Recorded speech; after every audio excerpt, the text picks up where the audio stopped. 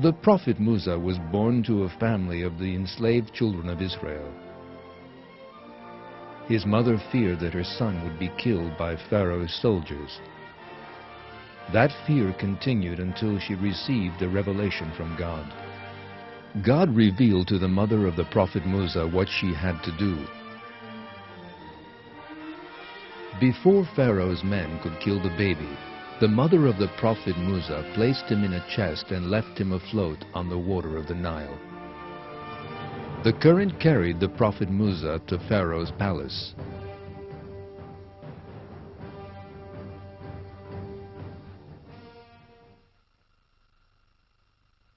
The family of Pharaoh picked him up so that he might be an enemy and a source of grief to them.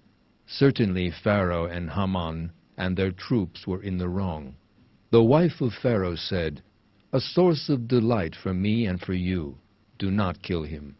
It may well be that he will be of use to us, so perhaps we could adopt him as a son."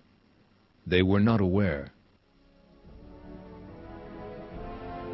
Thus, following the decree predetermined by God, Pharaoh and his family rescued the prophet Musa from the river and adopted him. The prophet Musa began to be raised like a noble Egyptian in Pharaoh's palace.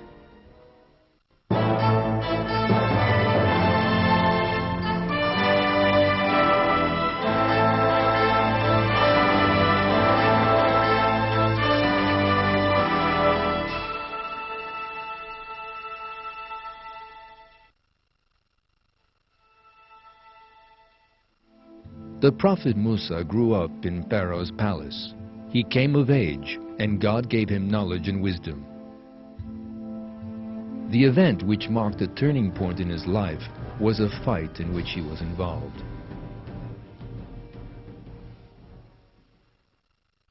In this fight, the prophet Musa took the side of the man who was from his party, without looking into who was in the right. Though he did not intend to kill him, the other man died from the blow. The prophet Musa realized he had erred and repented, seeking refuge in God.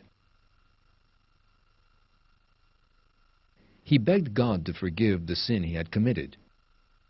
He promised never to be on the side of sinners in the future. However, the prophet Musa had killed an Egyptian. The Egyptians would seek their revenge. As we are told in the Quran, the prophet Musa spent the night in hiding.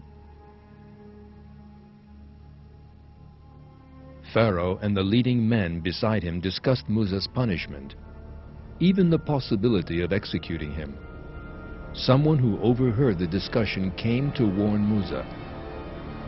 At this, the prophet Musa left the city and went away from Egypt. The prophet Musa turned to the east of Egypt, to Midian, beyond the Sinai desert. Throughout all that had happened to him, the prophet Musa continued to trust in God and pray to him. On the way to Midian, he said, "Hopefully my Lord will guide me to the right way."